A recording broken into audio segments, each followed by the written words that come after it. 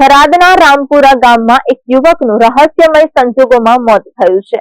24 વર્ષીય રમેશ પટેલનો મૃતદેહ તેમના ખેતરમાં આવેલા ઝાડ પર ફાંસો ખાધેલી હાલતમાં મળી આવ્યો છે। ગઈકાલે બપોરે 12:30 વાગ્યે થરાદ જવાનું કહીને ઘરેથી નીકળ્યા હતા। રાત્રે ઘરે ન આવતા પરિવારે તેમના મિત્રોને ત્યાં ગયા હોવાનું માની લીધું હતું। બીજા દિવસે સવારે 9 વાગ્યાની આસપાસ પાડોશીએ પરિવારને જાણ કરી હતી। પરિવારજનો સુઈડિયા વિસ્તારમાં આવેલા ખેતર પર પહોંચ્યા, જ્યાં રમેશભાઈનો મૃતદેહ ઝાડની ડાળીએ લટકતો જોવા મળ્યો હતો। ઘટના સ્થળે તેમની મોટરસાયકલ પણ પડેલી હતી। થરાદ પોલીસે મૃતદેહને પોસ્ટમોર્ટમ માટે થરાદની રેફરલ હોસ્પિટલમાં ખસેડ્યો છે।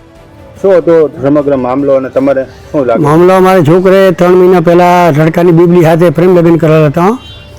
પછી એ લોકોએ 2-4 વાર અમને ધમકી આલી ને આ છોકરો કાલે બપોરનો એને 12:30-1 વાગ્યાના ટાઈમે 12:30 જેવો ઘરથી ફોન આવ્યો એટલે નીકળ્યો। થરાદ કે હું જઈને આવું છું। એના ચેડે અમે સવારમાં આડોશી પાડોશીને કહેતા અમે અહીંયા અમારે બીજી ખેતર અહીંયા રહેતા હતા। અહીંયાથી અમે બધા અહીંયાને ખેતરે આવ્યા એટલે લટકાવ લેબડાની ડાળે હતો। એટલે ડાળે હતો એમાં અમને બાઇક અંદર જાય નહોતું, બાજરી ભાજીને અંદર ઘીસુટા પડેલા હતા। એટલે અમે શંકાજી એટલે અમે અંદર બાજરીમાં નહોતા ગયા, પણ ગામવાસીઓને બીજાને બોલાવી કરી બધું પોલીસમાં જાણ કરી।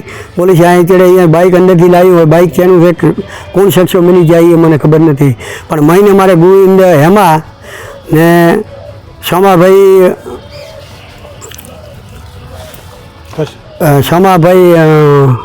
કૃષ્ણા ને નાગીભાઈ કૃષ્ણા ને વિક્રમભાઈ ગોવિંદ, આ 4 ઉપર પાકો શખ્સ છે। એને મને ધમકી પણ દીધેલ હતી। પોલીસે શું કીધું? પોલીસે હજી કોઈ અમે પોલીસમાં ફરિયાદ આપી, હજી કોઈ કાર્યવાહી હેડી નથી।